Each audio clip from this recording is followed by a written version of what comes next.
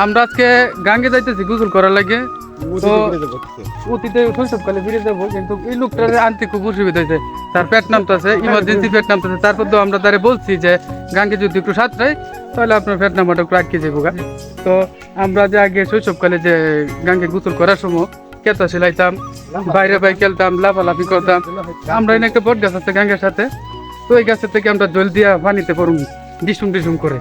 পুরো ভিডিও জুড়ে আমাদের সঙ্গেই থাকুন। আজকের এই ব্লগটি দেখলে আপনাদের অনেক ভালো লাগবে। আমাদের গাঙ্গে নতুন পানি আসছে, আর সেই পানিতে গোসল করলে অনেক ভালো লাগবে।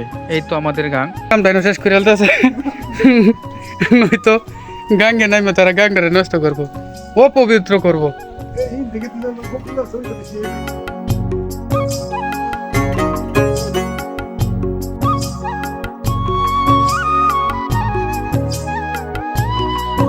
শৈশবকালে আমরা এভাবেই গোসল করতাম। শৈশবকালকে খুবই মিস করি।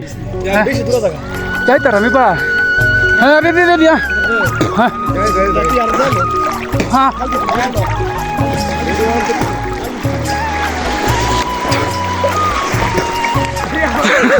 এক হাতে মোবাইল নিয়ে আরেক হাতে সাঁতরে যাওয়া খুবই পরিশ্রম। মোবাইলটা আবার ওয়াটার প্রুফ না, যদি পড়ে যায় তাহলে একেবারেই নষ্ট হয়ে যাবে।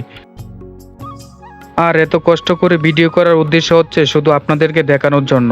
শৈশবকালে যারা এভাবে গোসল করছেন তারা শুধু এটা বুঝতে পারবেন যে শৈশবকালে এই গোসল করাটা কত আনন্দদায়ক ছিল।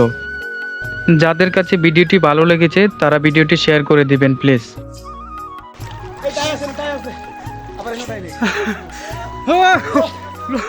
আইতে আইতে লুনি কি লাগেছে হ্যাঁ, কিরকম পরিশ্রম হয়েছে আপনাদের? হ্যাঁ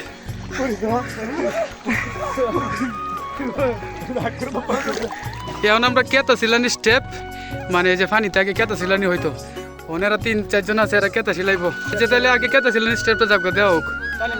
হ্যাঁ হানি হানি মানে হ্যাঁ আস্তে আস্তে হাঁকাইছে আইছে অন বিপুল।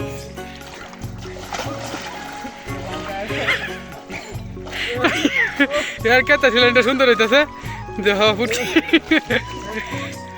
সুন্দর হয়েছে।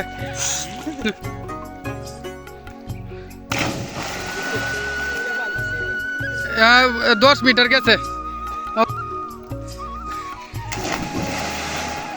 কয় মিটার ধরুন যা? 8।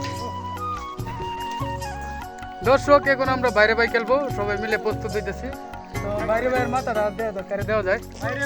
কি রে ভাই, কি হচ্ছে? কার মাথা? মিললো আছে পাতলা পায়খানা, মানে ওনার পেটে সমস্যা, তার মাথাটা দেওয়া যায়। দৌড়াইতেছে না বিলে এর মধ্যে একটা। এই গাছটি হচ্ছে বট গাছ। এই বট গাছ থেকে এখন নাইম লাফ দিবে পানিতে। আরেকটি হচ্ছে মেরা গাছ, এখান থেকে লাফ দিবে বিপুল। এভাবেই শৈশবকালে আমরা গাছ থেকে লাফিয়ে পড়তাম পানিতে। সেই পুরনো কথাগুলি আবারও মনে হয়ে গেল, তাই একটু পানিতে লাফালাফি করলাম, খুবই ভালো লাগলো। আমরা গোসল করার আগে দেখলাম এখান থেকে এভাবেই বাচ্চারা লাফিয়ে পড়ছে পানিতে। শৈশবকালে কে কে এভাবে গোসল করছেন তারা অবশ্যই কমেন্ট করবেন, আর কে কোথা থেকে দেখছেন অবশ্যই কমেন্ট করুন। আমরা গোসল করে আসছি, তো এখন তো সবারই অবস্থা খারাপ।